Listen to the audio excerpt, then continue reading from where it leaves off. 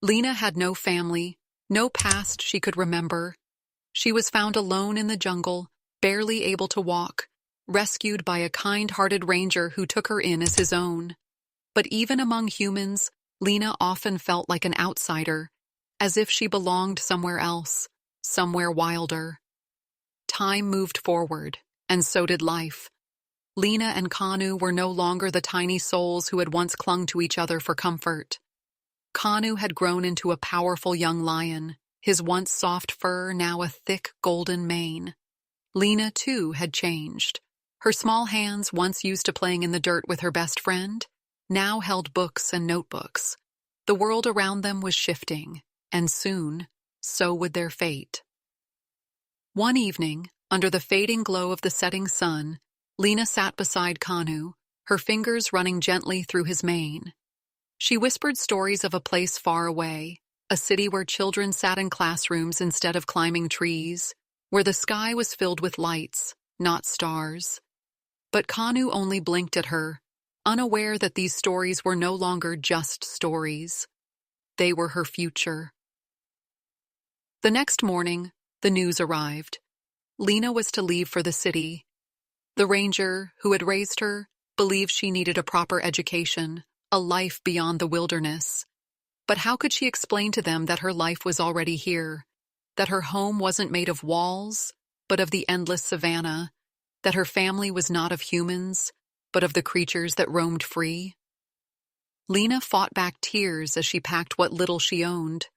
She turned to Kanu, who watched her with quiet curiosity, sensing that something was wrong.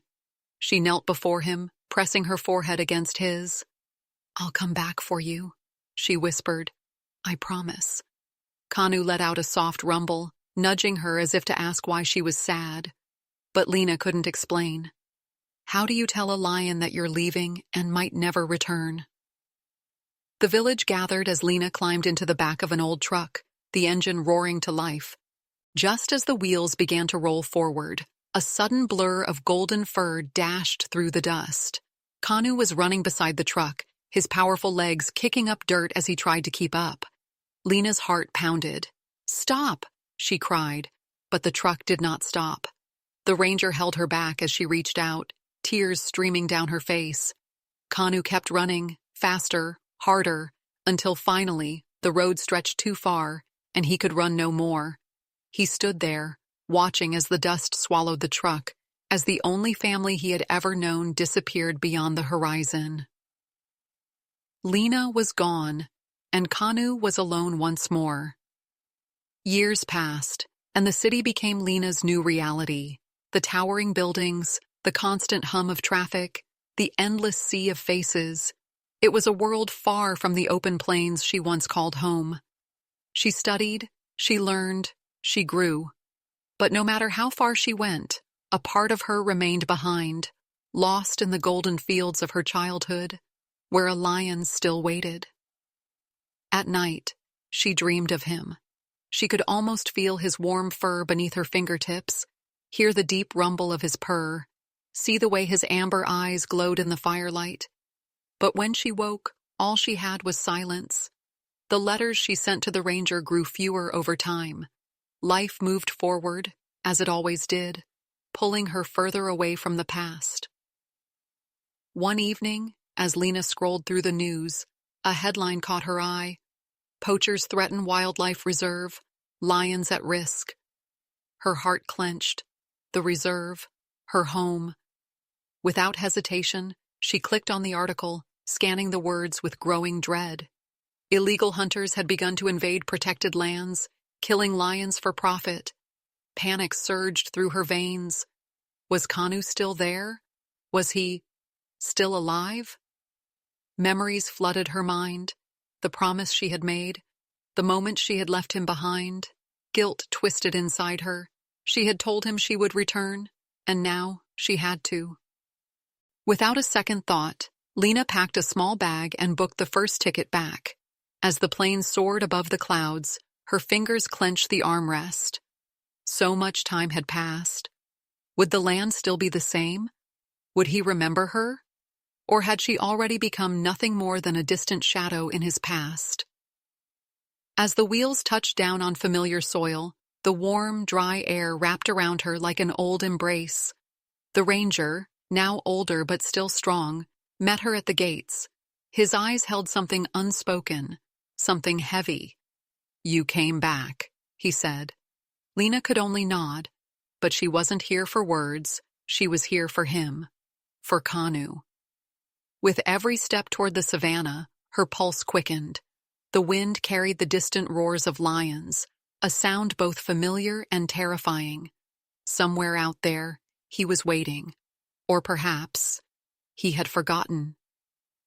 The sun hung low in the sky as Lina stepped onto the dry, golden plains. Each breath she took was heavy with dust and memory.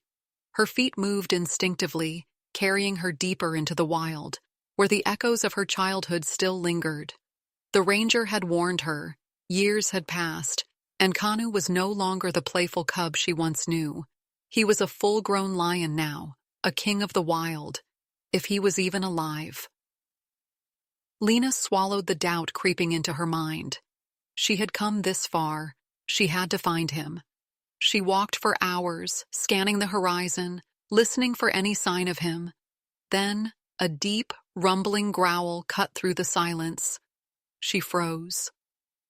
A lone lion emerged from the tall grass, his powerful frame moving with slow, deliberate steps. His golden mane, now thick and wild, swayed in the breeze. His eyes locked onto hers, piercing, unreadable. It was him, Kanu.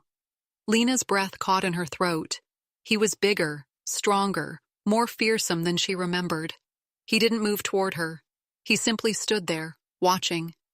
The space between them felt endless, filled with years of separation, with questions neither of them could ask. Would he recognize her? Would he attack?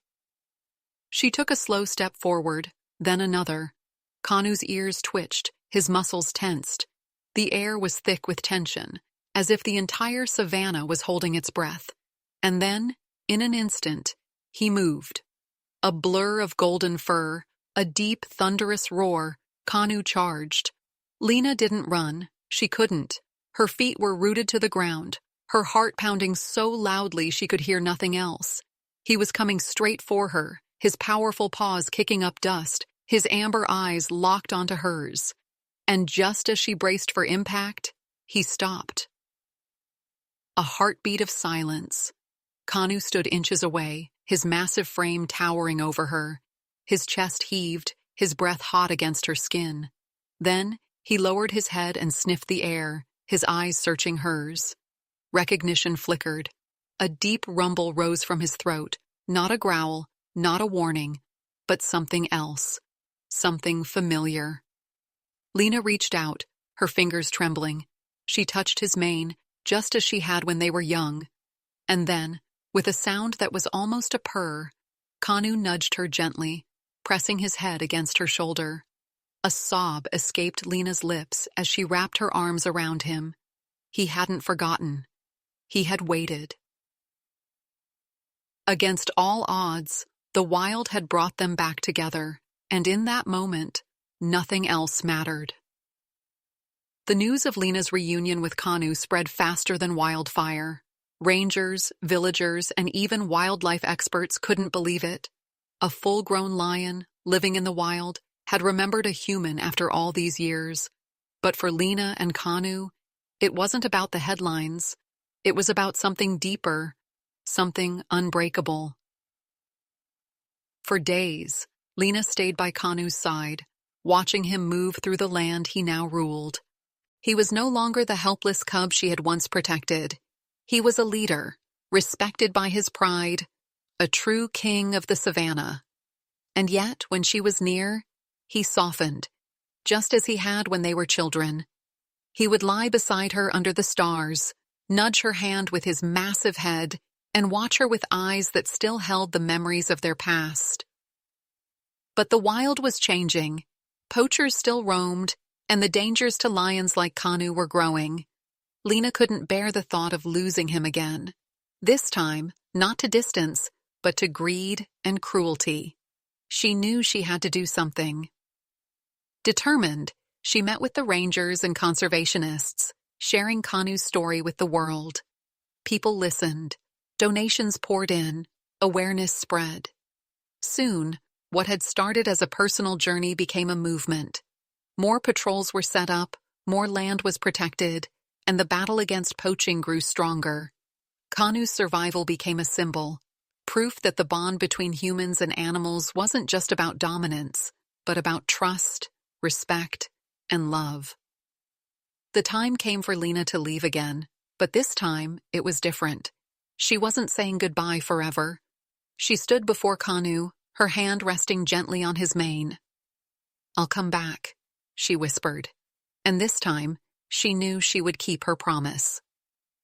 As she walked away, Kanu didn't chase after her. He simply watched, his golden eyes steady, knowing now that she would always return. And as the sun dipped below the horizon, painting the sky in fiery hues, one thing was clear. Some connections can never be broken. Some hearts will always find their way back. And some stories, no matter how wild, are meant to live forever.